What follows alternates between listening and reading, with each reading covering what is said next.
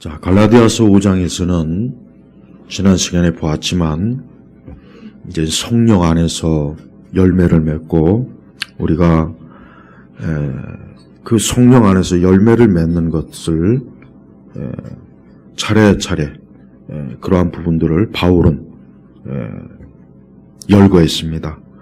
그리고 또 그 전에는 우리가 육체의 일들, 즉 우리가 거듭나고 중생하지 못한 그러한 흔히 얘기해서 자연인 성도가 아닌 그런 사람들이 저지르는 그러한 죄악들, 그런 어리석은 것들에 우리가 빠지지 않도록 또한 경고를 했습니다.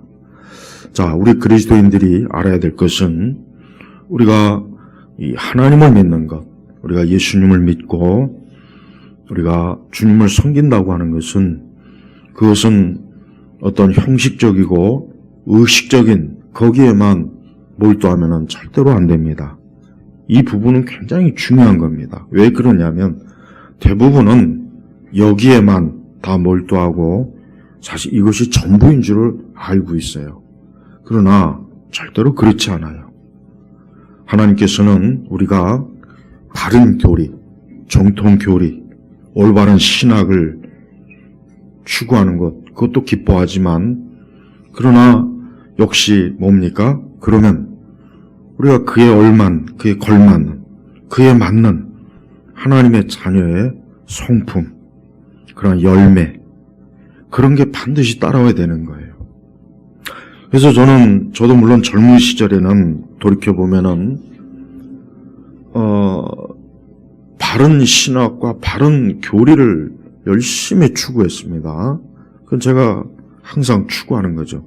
그러나 그게 전부가 아니에요, 사실은. 우리가 하나님을, 예수님을 잘 믿는다 했을 때 우리는 보통 예수님을 잘 믿는다. 자칫하면은 나는 정확한 교리를 알고 신학의 정통이야. 요것만 강조하는 분들이 꽤 많아요. 주로 이제 정통 신학, 개혁주의, 청교도, 대체로 이런 쪽 분들이 거의 다 그래요. 그러니까 의도는 좋죠. 좋은 의도와 좋은 생각인 건 맞아요. 근데 자기 자신도 모르게 어때요? 율법주의로 흐르는 거예요. 여러분, 율법주의는 다른 게 아닙니다. 다시 한번 제가 강조하지만 율법주의는 더 제가 실제적으로 용어를 말한다면 죽은 신앙이에요. 죽어 있는 거예요. 살아있는 게 아니에요. 그래서 바울은 죽은 신앙 가지고는 너희가 그리스도인이라고 할 수 없다. 사실 갈라디아서는 이게 핵심입니다. 그래서 이제 성령의 열매, 육체의 일, 또 그 다음에 오늘 6절로 들어가면은 이제 보십시오. 6절로 들어가면은 1절에 우리가 만약 어떤 사람이 여기서 어떤 사람이라고 하는 것은 우리 교회 내 지체 아니면 좀 더 넓게 확장한다면 설령 하나님 믿지 않는 불신자라도 우리의 친구나 우리의 이웃이나 우리의 가족이라도 누가 죄를 졌다 했을 때 그 사람을 어때요? 살려야 되는 거예요. 자, 어떤 사람이 뼈가 부러졌어요. 그러면 빨리 병원에 데려가서 접고를 해야 돼요. 빨리 119를 불러서 빨리 치료를 해줘야 되는 거예요. 그런데 그 뼈가 부러진 사람을 발로 짓밟고 돌을 던지고 몽둥이로 두드려 패고, 여러분 그게 잘하는 겁니까? 잘하는 게 아니죠. 그런데 교회를 다니는 많은 그리스도인이 그런 짓을 하는 거예요. 그러면서 자기를 나는 그리스도인이요, 나는 성도요, 나는 교회 다니는 사람, 그렇게 해서 수십 년 수백 년 교회 다니봐야 아무 소용이 없어요. 오늘 6절에 보면은 이랬어요. 영적인 자들인 자 보세요. 우리는 육적인 자들이 아니에요. 영적인 자. 여기서 영적인 자들이라는 게 뭡니까? 성령 안에서 사는 사람들이라는 거예요. 그러니까 우리는 그리스도의 영, 우리는 이제 성령 안에 사는 사람이에요. 예수님 믿기 이전에는 우리는 말 그대로 육적인 사람인데 바울은 어때요? 영적인, 그러니까 성령 안에 사는 너희들, 영적으로 깨어있고 살아있는 너희들은 어때요? 온유의 영으로 이런 사람을 바로잡아주고, 이런 사람이 뭡니까? 죄를 지은 사람, 어떤 참 하나님 앞에 합당하지 못하거나 혹 잘못했거나 허물있거나 그런 사람을 어때요? 온유의 영으로, 사랑의 마음으로, 궁혈과 자비로 어때요? 바로잡아주고, 요 바로잡는다는 말은 헬라의 원의 의미가 뭐냐면 제가 아까 말한 것처럼 뼈를 다시 맞춰준다는 뜻이에요. 네, 바로잡아준다는 표현이 정확하게 뭐냐? 뼈를 다시 맞춰준다. 의학적인 용어예요. 그러니까 바울은 너희가 성령 안에 살면은 그래 너희가 이제 성령의 열매를 맺어야 되고 헛된 영광을 추구하지 않고 서로 노엽게 하거나 서로 질투하지 않도록 하라.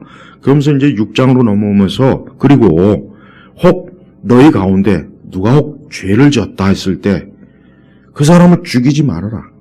그 사람을 살려야 된다. 살려라. 그 사람을 살려야지. 그 사람을 죽이는 것은 하나님 앞에서 어때요? 합당하지가 못한 거예요.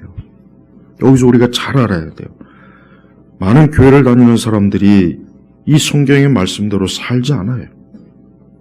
그래서 죄를 짓고 혹 잘못하면은 정죄하고 돌을 던지고 비방하고 참소하고 뼈를 맞춰서 치료해서 제대로 걷도록 해줘야 되는데 더 그냥 난타를 더 몽둥이질하고 돌을 던져서 완전히 그냥 몸을 그냥 작사를 내는 거예요. 지금 그 얘기를 하는 거예요.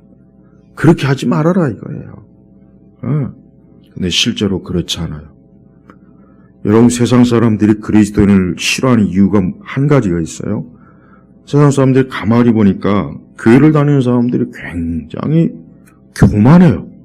굉장히 잘난 척하고 아주 뭐 그냥 자기를 깨끗하고 우리는 깨끗해. 우리는 경건해. 너희들은 불결해. 너희들은 지저분해. 이게 은연중에 보이는 거예요. 그 사람들한테서. 이거 참 조심해야 돼. 우리가 불신자들이라고 해서 함부로 대하면 안 돼요. 불신자들이라고 해서 함부로 저 예수 안 믿는 것들 뭐 어쩌고 그러면 참 곤란합니다. 이게 전도하기도 어렵고 그렇게 하지 마요. 더더군다나 우리가 같이 교회 신앙생활하는 사람들 우리 성도들끼리는 절대로 바로 잡아주고 즉 치료해주고 온전히 세워주고 그가 더 이상 무너지지 않도록 더 이상 망하지 않도록 더 이상 흐트러지지 않도록 다시 세워주는 거예요. 이게 바로 뭡니까? 바로 영적인 자들 성령 안에 사는 사람들은 이래야 된다. 이렇게 돼야 되는 것이다. 그러면서 중요한 건 자신을 살펴 유혹에 빠지지 않도록 조심하여라. 인간은 자기 자신을 참 못 봐요. 그래요. 그래서 나에 대해서 내가 잘 알지 못하는 게 너무 많습니다.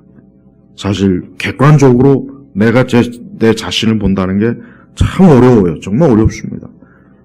그러니까 다른 사람은 나를 잘 아는데 정작 나는 나에 대해서 모르는 경우가 많거든요. 그래서 우리 그리스도인들은 항상 자신을 살펴 나를 살피는 거예요. 그러니까 내가 주님 앞에서 말씀 안에서 나를 살피는 거예요. 예수님도 자기 눈에 있는 들보는 의식을 못한다고 할 정도로 인간은 천성적으로 어때요?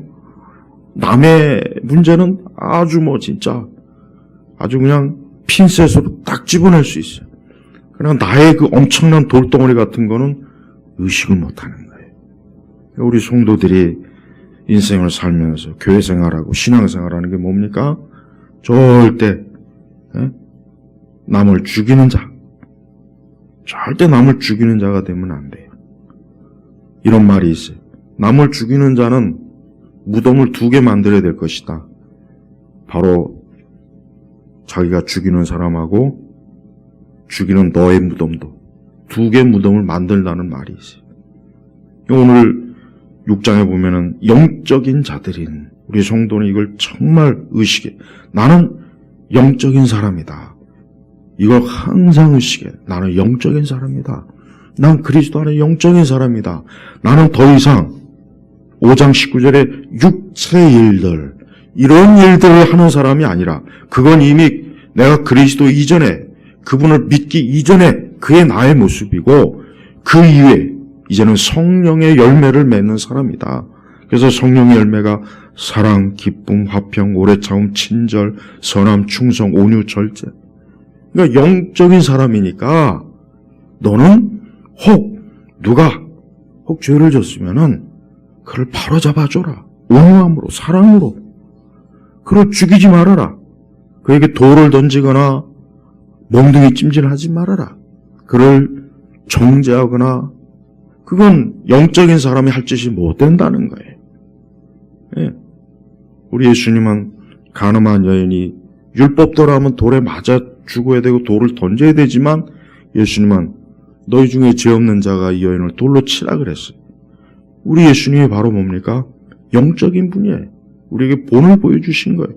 그러면서 자신을 살펴. 아하, 나 역시 그러한 어리석은 길로 갈 수 있고 이럴 수 있고 저럴 수 있다는 것을 꼭 알으라는 거예요.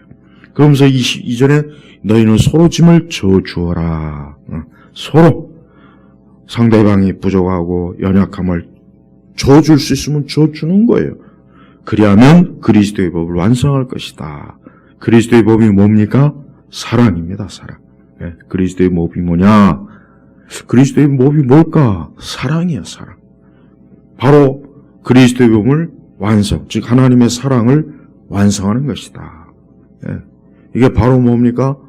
성령 안에 사는 사람의 모습이에요. 성령의 열매를 맺는 자들이 바로 이러한 열매를 맺는다는 것을 바울이 하나의 예시를 해준 겁니다. 하나의 예시를. 우리는 성령 안에서 이 9가지 열매가 참 굉장히 많아요.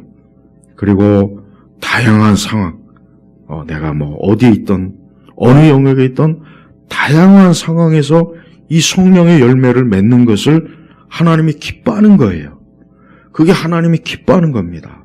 근데 너무 많은 그리스도인들이 그런 하나님이 정말 기뻐하는 것 요거보다는 자기가 어떤 하나의 어떤 교리와 신학 요거 아는 것만 기뻐한다고 생각하는 것 같아요. 그렇지만 요것도 중요하지만 이것도 중요한 거예요. 자칫 우리 자신이 나는 정통, 나는 바른 신학, 바른 교리를 알고 있어. 여기에만 빠졌다가는 또 하나 하나님 중요한 뭔가 이거 성령의 열매, 그리스도의 영, 온유의 그런 영적인 중요한 것들을 놓쳐버리면은 결국 뭡니까? 여러분이 과일을 살 때 온전한 과일을 사지 과일 한쪽이 썩은 걸 사지는 않잖아요. 그죠? 마찬가지예요. 우리 그리스도인들은 하나님 앞에 좋은 하나의 좋은 과일이라고 칠 때 우리는 할 수 있는 한 흠이 없어야 돼요. 근데 반쪽은 완전히 썩었는데 반쪽은 막 광이 나요. 그걸 좋은 과일이라고 할 수는 없잖아요. 그런데 웃기게도 그걸 좋은 과일이라고 스스로 마치 3절에 아무것도 아니면서 뭐나 된 듯이 교만하고 우쭐하고 자만하고 그런 일들이 비일비재해요. 그래서 우리가 어떤 신학이나 교리적인 문제로 막 싸우는 게 이게 필요하면서도 한편으로 그게 참 문제가 뭐냐면 그게 자칫하면은 우리를 어때요? 굉장히 냉소적이고 굉장히 비방하고 아주 뭔가 좀 아주 차갑고 냉랭하게 만들 요소가 사실 많이 있습니다. 그래서 참 조심해야 돼요. 저는 그걸 너무 잘 알아요. 왜 내가 젊을 때 그런 걸 많이 해봤으니까.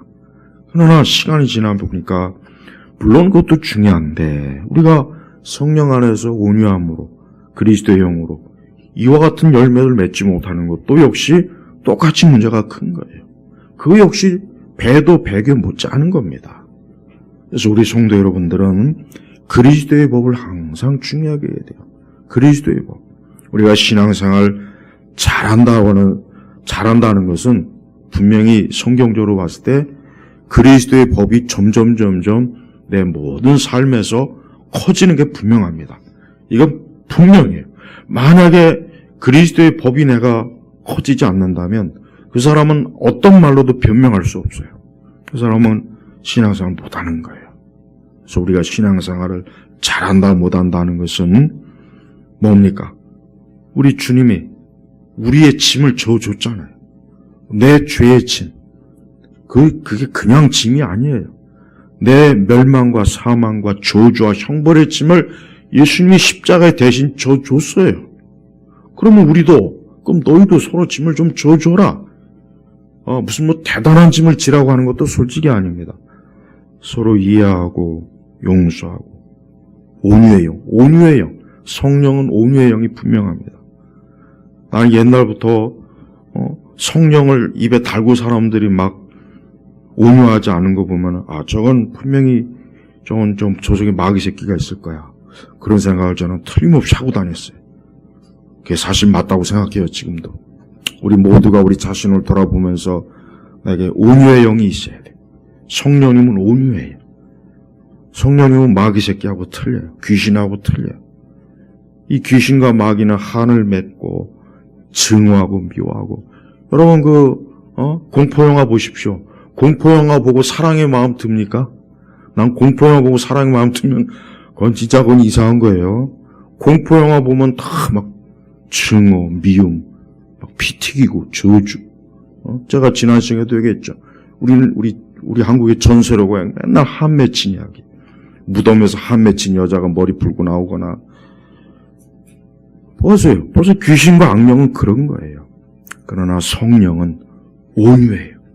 그래서 진짜 성령 충만한 지는 방언이 아닙니다. 정말 방언도 아니고 심지어 무슨 엄청난 이적과 기적도 아니에요. 고린도전서 13장에 바울이 말한 것처럼 수많은 지식 그냥 진짜 마치 슈퍼맨처럼 모든 짓을 해도 사랑이 없으면 아무것도 아니라는 그 바울의 말이 정말 맞아요. 정말 맞습니다. 그러니까 우리 성도들은 그리스도의 법을 완성하는 것. 이게 내 목적이에요. 여러분이 교리를 배우고 혹 제자훈련 그래요. 제자해요. 하든 말든. 그걸 해서 내가 더 사랑의 법을 이룰 수 있다면 그건 잘한 겁니다. 그건 잘한 거예요. 그러나 그게 없다면 그건 못한 거예요. 그건 못한 겁니다. 이건 제가 분명히 자신 있게 말할 수 있는 거예요.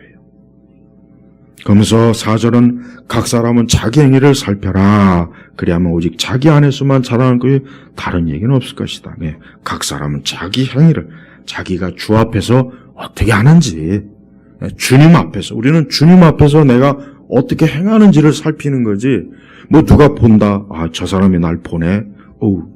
이게 아니에요. 주님 앞에서 우리를 살피는 겁니다.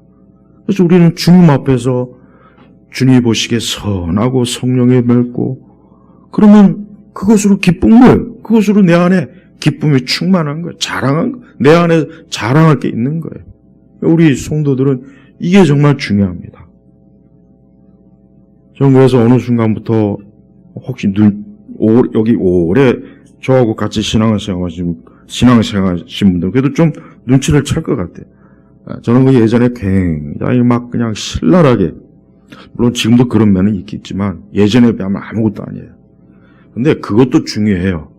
WC도 중요하고 다 중요한데 그와 동일하게 그리스도의 법이 없으면 안 돼요. 그러면 안 됩니다. 안 됩니다. 그래서 절대 무슨 자꾸 정통을 부르짖는 거 그들에게 그리스도의 법이 있는지 없는지 그걸 봐야 돼. 그게 있으면 그 사람은 정말 잘하는 건데 그게 없으면 역시 아닙니다. 아니올시다. 그걸 잘 분별하시면 돼요. 우리 예일교회는 우리가 바른 신학, 바른 교회. 우리 교회도 여러분 초대교회하고 전통해 볼 때 안 맞는 거 많아요. 내가 말을 안 해서 그렇지. 그거 일일이 다 말하면 신앙생활 못할 정도가 돼버려요. 그렇지만 저는 그런 거는 그냥 그런 거 상관없어요. 우리가 사도들처럼 못해요.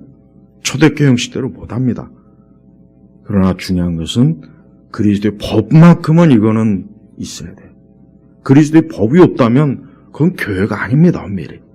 그건 성도가 아니에요. 기독교 사역이 될 수가 없어요. 그러니까 그리스도의 법. 보십시오. 바울처럼 냉정하게 교리에 맞지 않으니까 그냥 저주를 푸고 이런 분이 얼마나 금연으로만 나갔습니까? 아니잖아요. 우리가 5장부터 보면은 결국 성령의 열매를 맺는 거. 얼마나 바울이 그걸 귀하게 여깁니까? 그러면서 5절에 보면은 사람은 각자 자기의 짐을 져야 한다. 이게 뭐냐면 2절에는 서로 짐을 져주라면서도 또 5절에는 각자 자기의 짐을, 그러니까 자기 할 일을 해야 된다. 주님 앞에서 자기 할 일을 해라. 그러니까 주님 앞에서 자기 할 일도 안 하면서 맨날 다른 사람, 너는 왜 이런 걸 못하냐? 왜 너는 이따이냐? 너 뭐 신앙생활 이렇게 개떡같이 하냐? 너는 왜 기도를 이렇게 안 하냐? 그러지 말라는 거예요. 자기 할 일부터 해놓고 나서 자기가 그리스도의 법이라도 좀 그렇게 하면서 좀 해야지. 자기는 일체 그런 거 안 하고 뭐 너는 어쩌고 너는 어쩌고 그러지 말라는 겁니다. 그러지 말라. 그 사람은 각자 자기 자신의 짐을 져야 한다. 그러니까 자기 할 일도 하면서 자기가 주님 앞에서 마땅히 져야 될 자기 신앙과 자기 신앙의 열매, 성령의 열매를 맺으면서 서로 짐을 져주어라. 바로 이겁니다. 이 얼마나 중요합니까? 사실을 갈라디아서 5장 후반부터 6장 이 전반부의 말씀을 사실 우리 교회 생활 하시는 분들이 거의 없다고 봐도 저는 솔직히 그러니까 맨날 무슨 교리적 논쟁, 저는 요즘은 별로 교리적인 논쟁을 잘 안 다뤄요. 그게 뭔지는 훤히 알지만 근데 그런 거 다루는 것도 그걸 못해서가 문제가 아니라 우리가 그리스도의 법이 없는 게 문제예요. 하나님의 사랑이 없이 뭐 어떤 무슨 교리적인 문제 가지고 막 서로 난도질하는 거예요. 말씀과 검으로 말씀의 검을 가지고 죽이는 짓을 하는 게 마치 하나님의 일인 줄 착각하고 있는 거예요. 아니에요. 의사의 칼은 사람을 살리는 거지 죽이는 게 아니에요. 성령의 검, 말씀의 검은 사람을 살리는 거지 하나님께서 너 이 말씀의 검 가지고 죽여라 이런다고 이렇게 그거 하라고 검을 준 게 아니잖아요. 그래서 베드로가 검을 가지고 막 설쳐대니까 검을 가진 자는 검으로 망한다 그랬어요. 우리 성도들은 말씀의 검을 가지고 사람을 죽이려고 하지 말고 살려야 돼요. 하나님은 살리라고 우리에게 말씀의 검을 준 거지 이거 가지고 너 죽여라. 너 외 모든 사람을 다 죽여서 네가 왕이 되라. 그렇게 하라고 말씀의 검을 준 건 절대 아닙니다. 우리 성도 여러분 각자 자기의 짐, 내가 주님 앞에서 마땅히 해야 될 책임과 의무, 영적인 이런 것들을 성실히 하나님 앞에 잘 하십시오. 그러고서 다른 사람의 짐도 져주고 온유의 영으로 바로 잡아주고 어긋난 사람, 뼈가 분절진 사람을 바로 잡아서 다시 이렇게 세워주고 그게 성도입니다. 근데 지금은 어디 그럽니까? 지금은 이 세상 자체도 뭐 여러분 오징어 게임이라는 거 얘기 들어봤을 거예요. 그거는 나 혼자 내가 살기 위해서 남을 반드시 죽여야 됩니다. 그게 게임의 원리예요. 내가 살기 위해서 반드시 다 죽여야 되는 거야. 다 죽여야 되는 거예요. 그러나 기독교는 거꾸로예요. 기독교는 예수님의 십자가의 죽으심으로 내가 산 겁니다. 그리고 심지어 내가 죽음으로 다른 사람들이 사는 거예요. 이게 기독교예요. 이 기독교와 이 세상은 너무 완전히 틀립니다. 우리는 어느 쪽, 어느 영향을 우리가 더 받고 있는지를 한번 생각해 봐야 돼요. 근데 교회 안에서도 오징어 게임이에요, 보니까. 교회 안에서도 자기가 살고 남은 다 죽이는 거예요. 목사님도 죽이고, 집사님도 죽이고, 장로님도 죽이고, 권사님도 죽이고, 주일학교 교사부터 제일 먼저 죽이고, 다 죽여요, 다 죽여. 그게 어느덧 교회가 그렇게 돼버렸어요. 옛날 교회들은 그렇진 않았습니다, 적어도. 근데 어느덧 교회도 보니까 그렇게 돼버리는 거예요. 그러니까 교회가 분쟁과 싸움이 많은 이유가 바로 그리스도의 법이 아니라 그런 세상의 법. 나 살자고 남 다 죽이는 거. 그 세상의 법이 교회 내 가득하니까 서로 다 죽이는 거예요. 분명히 서로 물고 뜯으면 다 망한다고 했는데 우리 성도들은 다른 건 몰라도 내가 그리스도의 법, 내가 신학 박사가 아니어도 상관없어요. 신학 박사할 필요도 없어요. 그런 게 중요한 게 아니에요. 그리스도의 법이 있는 게 제일 그 사람이 하나님 나라에서 큰 사람이에요. 성도들은 그리스도의 법을 완성해야 돼요. 단 6절로 넘어가면은 말씀을 배우는 자는 가르치는 자와 좋은 것을 나누어야 된다. 말씀을 배우는 자는 성도겠죠. 가르치는 자는 목회자, 교사를 말하는 겁니다. 좋은 것을 나누어야 된다. 나쁜 것은 나누지 말고 좋은 걸 나눠야 된다. 바울은 자기 자신도 말씀을 가르치는 자지만 초대교회가 어때요? 말씀을 가르치는 목회자와 사도들에게 너의 좋은 것을 나누어라. 양식이 있든 물질이 있든 좋은 것을 나눠야 된다. 왜? 그래야 그들이 충성되이 교회를 할 수가 있으니까. 어떤 다른 이유 때문이 아니에요. 그들이 충성되이 교회를 할 수 있도록 공급하라. 그 얘기를 하는 겁니다. 그 얘기를. 저는 이 말씀을 종종 체험할 때마다 감사해요. 감사하고 좋습니다. 여러분들이 이와 같은 말씀도 무시하지 말고 이런 말씀도 풍성하게 순종하시면 하나님 축복이에요. 그래서 17절에 뭐라 그랬습니까? 사람이 무엇을 심든지 그대로 거둘 것이다. 자신을 속이지 말라.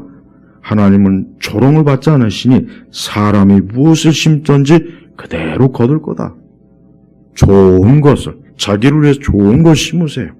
남을 위해서도 좋은 걸 심으면 좋습니다. 그러면 다 자기의 유익이 된다는 거예요. 그러니까 바울은 하나님은 지금도 살아계시기 때문에 우리가 하는 모든 것들을 보고 계시고 아시니까 하나님을 속일 생각도 하지 말고 그럴 필요도 없다. 눈속임할 필요도 없다. 우리가 심은 대로 하나님 걷게 해주시니까 너희가 좋은 것을 풍성하게 심어라. 온유의 영으로도 심고 그리스도의 사랑으로도 심고 아까 6절 말씀처럼 가르치는 자 좋은 것을 나눈 것도 심고 그렇게 심으면은 다 하나님께서 너희에게 그와 같은 것들을 풍성하게 안겨줄 것이다. 그렇습니다.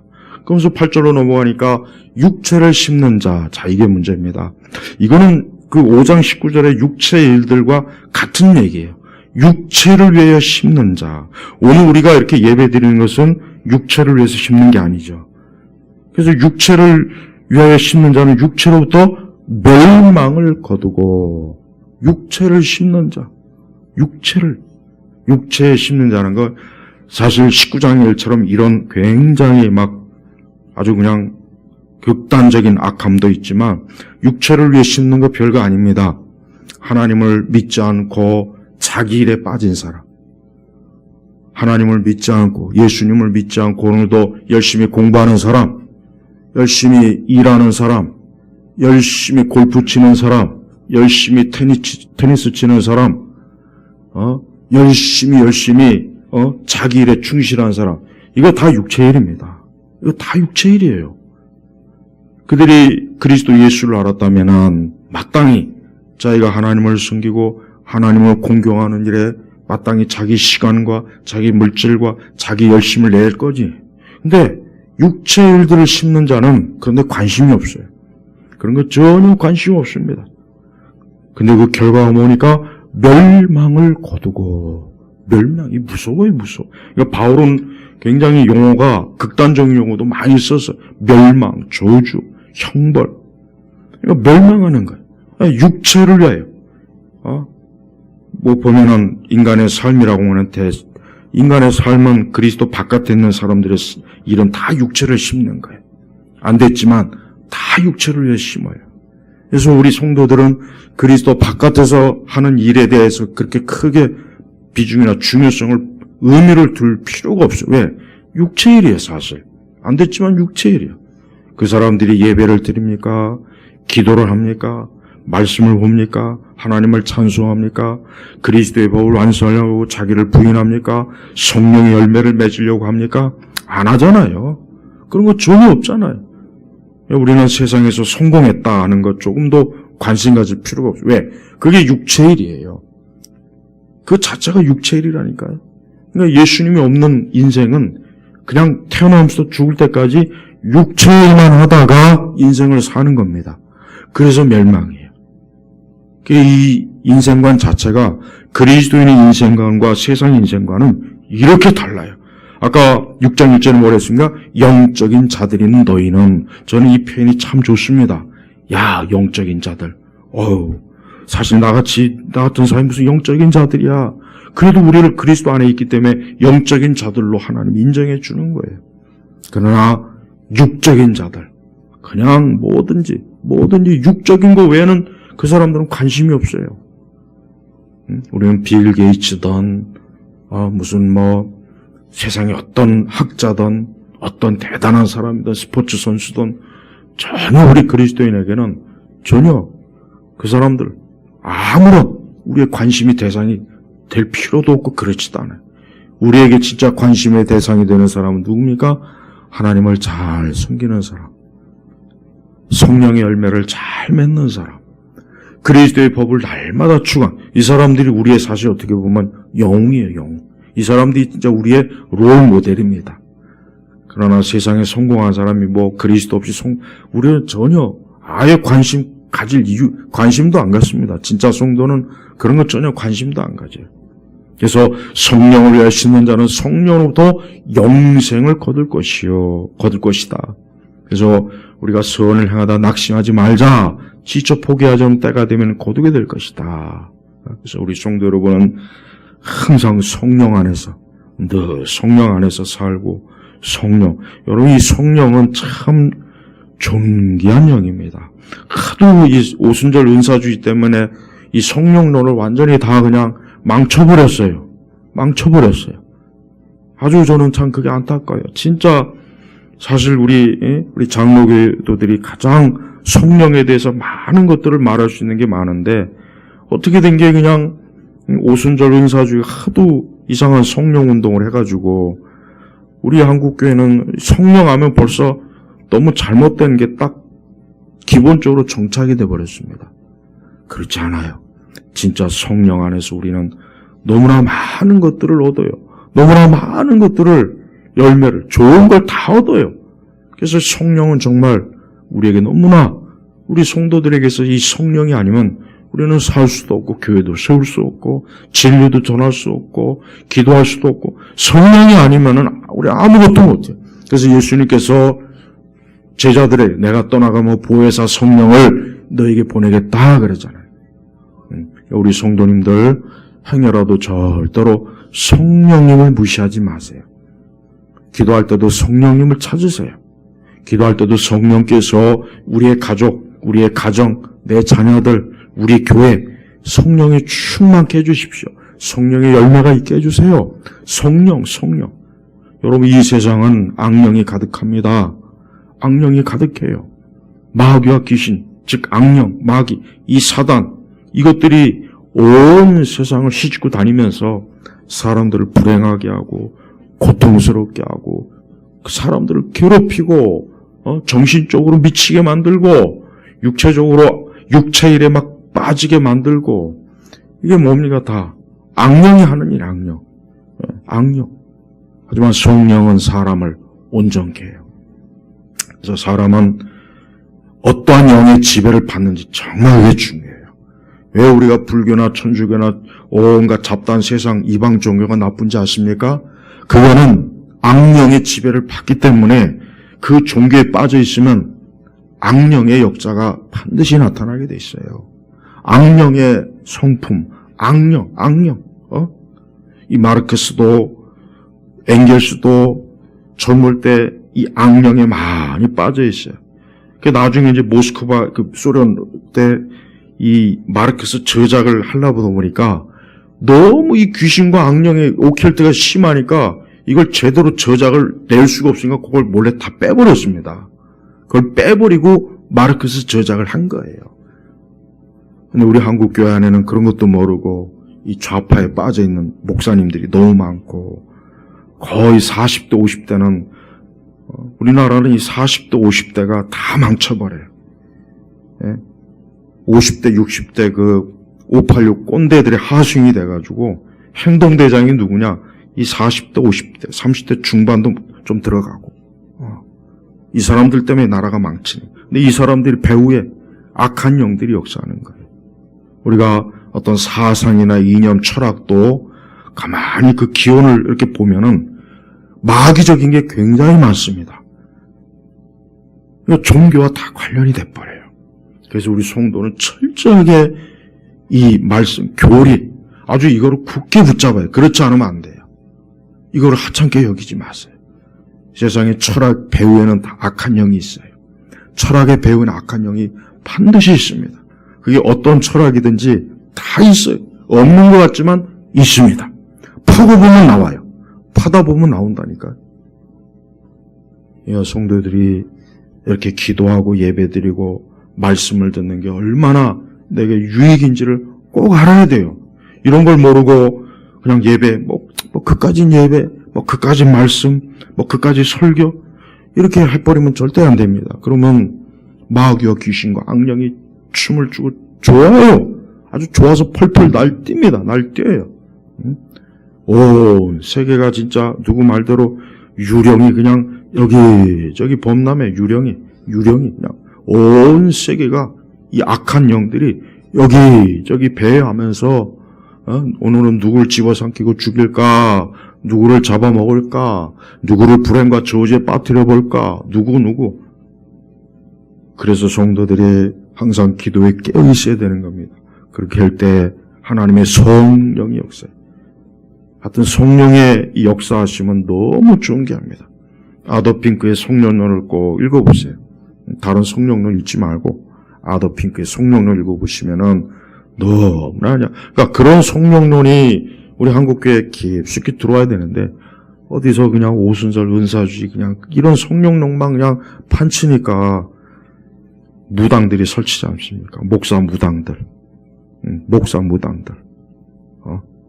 참 아주 답답한 노릇이에요. 자, 우리 10절로 갈까요? 그러므로 귀에 있는 대로 모든 이들에게 저 온풍기를 꺼주세요. 그러므로 귀에 있는 대로 모든 이들이 소원을 하되 악한 일 아니에요. 믿음의 가족에게 더욱 그렇게 하자. 예, 여러분이 어떤 소원을 베풀려면 먼저 믿는 사람에게 먼저 하셔야 돼요. 믿음의 가족, 한 교인들. 어떤 분은 성도들에게는 일체 아무것도 선하게 알면서도 바깥에 무슨 구호단체니 어쩌고 저쩌고요. 난 그거 보면 참 솔직하니 아까워요. 아니 먼저 그럴 거 있으면 교회 사역이나 먼저 좀 돕지. 믿는 자들이나 먼저 좀 도와주지. 무슨 구호단체 무슨 어쩌고 구호단체에 1절도 10원 한 푼도 하지 마세요. 구호단체에다 10원 한 푼도 12월 달에 그 또 길거리에 있는 구세군인지 뭔지 아는 그 거지 떨거지들은 더 하지 마세요. 이 구세군도 이 WCC에 깊이 관여한 그런 교단이기 때문에 하지도 마요. 거기는. 하여튼 예수 믿는 사람은 물론 모든 이들에게 선을 하되니까 모든 사람이 대상이지만 먼저 뭡니까? 믿음의 가족에게 먼저 우리 교회 안에 내가 혹시 누구 도울 사람 없을까? 우리 교회 안에 내가 먼저 누구 좀 먼저 믿음의 가족한테 하는 거예요.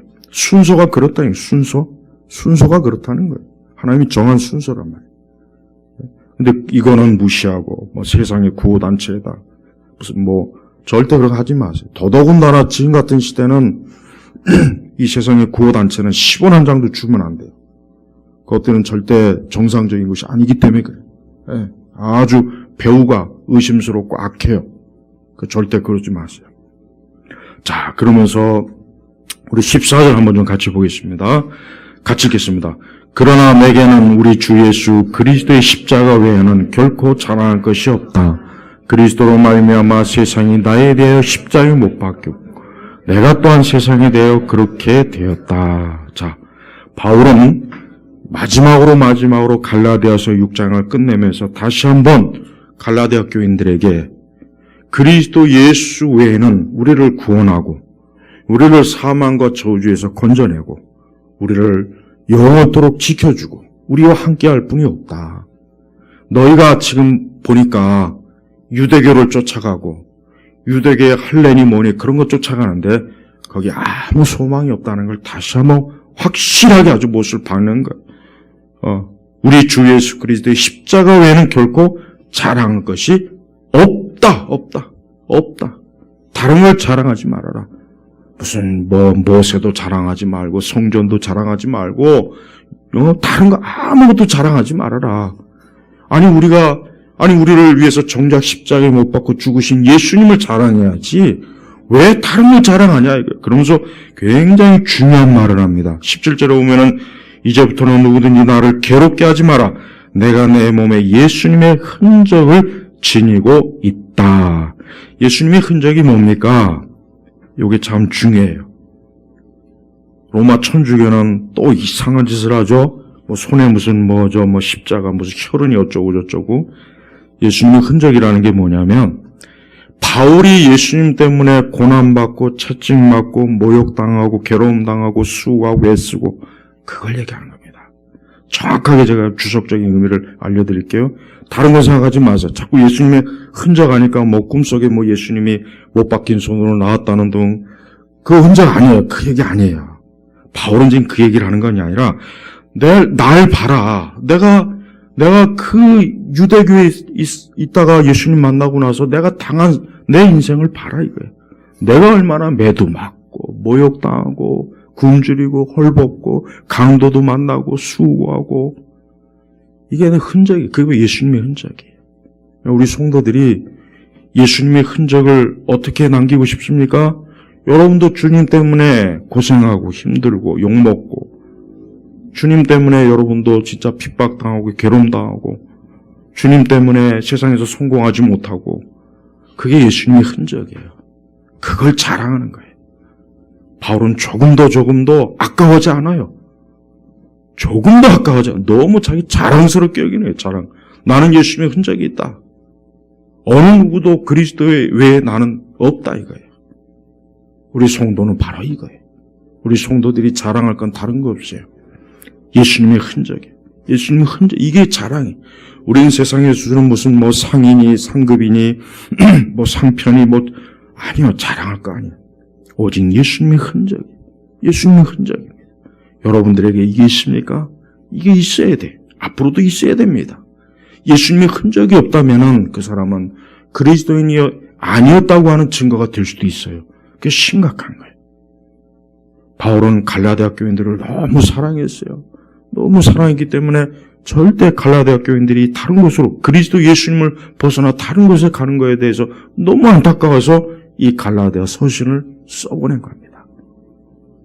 우리 온 성도들 오늘 갈라디아서도 역시 우리에게 준 거예요. 우리에게 준 거예요. 우리 각자 한 사람 한 사람에게 그리스도 예수밖에 없다. 예수님 붙잡아라. 예수님 잘 믿어라. 예수님 외에는 너를 영원한 사망과 멸망에서 건져낼 죄가 없다. 너의 인생에 함께할 주는 주님밖에 없다는 것을 오늘 이 갈라디아서를 통해서 꼭 믿으시고 앞으로 평생토록 나도 예수님의 흔적 또 나도 주 예수 그리스도 외에는 자랑할 것이 없다 하는 믿음 가지고 인생을 살아가실 주의 이름으로 축복합니다. 기도하겠습니다. 하나님 아버지 감사합니다. 오늘 이 갈라디아서 6장을 마무리하면서 이 귀한 말씀을 우리가 보았습니다. 또 말씀을 들었습니다. 앞으로도 이 말씀을 더 자주 보고 말씀이 가르친 그대로 주께서 우리에게 말씀하신 그대로 순종하며 따르고 열매를 맺고 우리 모두가 다 예수님의 흔적을 지니고 있는 참으로 영광스럽고 복된 그런 사람들이 되도록 인도하옵소서. 감사드리며 예수님의 이름으로 기도 올렸습니다. 아멘.